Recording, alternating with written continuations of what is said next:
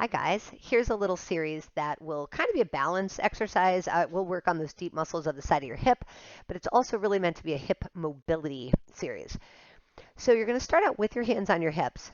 And the first part of this motion is just to practice getting all your weight on one leg so you can pick the other one up.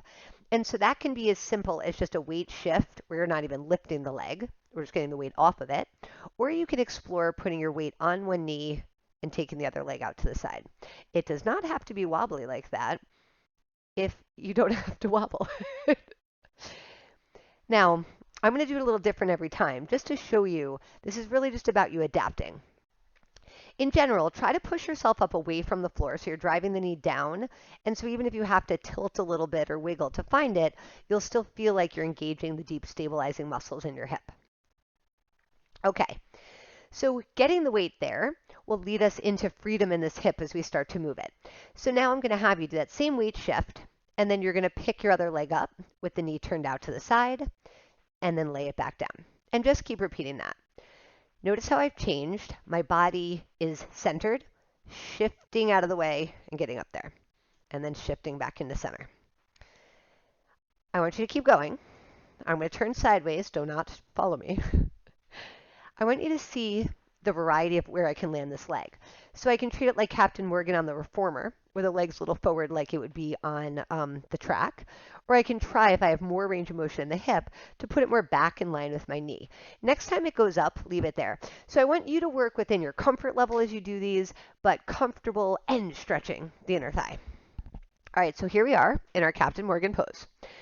Now your hands here would be in the way, so we're going to go here, making the balance a little tougher. You're going to shift from that turned out position and march your foot forward so you look like you're in a kneeling lunge, and then back out to the side. I'm going to give you side view again. So we're taking it forward and back out to side. Now, as much as you can, try to resist shifting forward. You're still going to experience a little bit of that left-right shift to let your leg come off the ground, but I don't want to lunge into the front leg. And just one more time, stepping it forward and then back out to the side.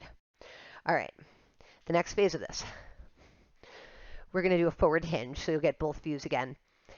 I want you to try keeping your back straight, hinging forward, and trying to place your hands on the floor, and then come back up. Now, if this ends up being something you want to use a lot, if you can't reach the floor, we can bring the floor up to us. You might want to go higher than this, but I can just place pillows down to reach it and come up. If that's not an option or you want to keep following along with me, you can just place your hands on your leg. But it's important that you focus on the sit bones tipping up as you hinge forward instead of hunching. Okay, we want to keep that nice straight back. Next time, I want you to go down to stay.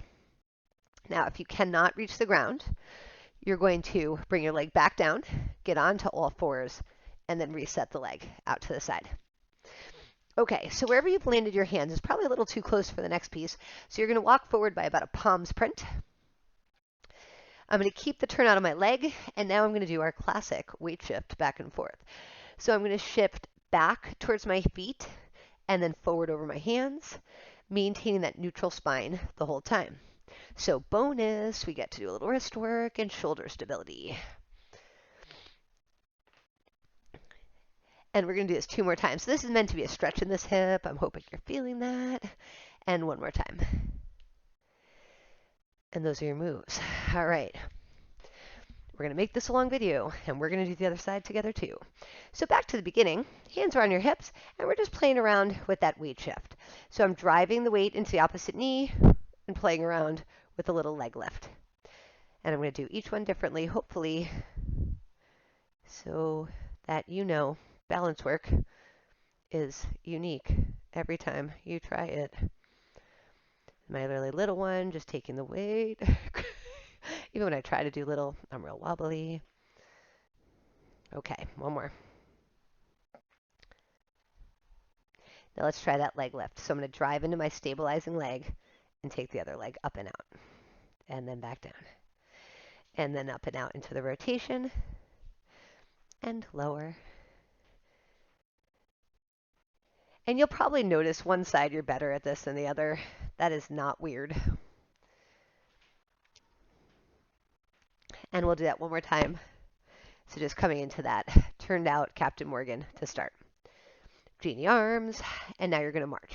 From your turnout, we're going to bring that leg forward to the front into the lunge, and then back out to the side. Forward, and then back out.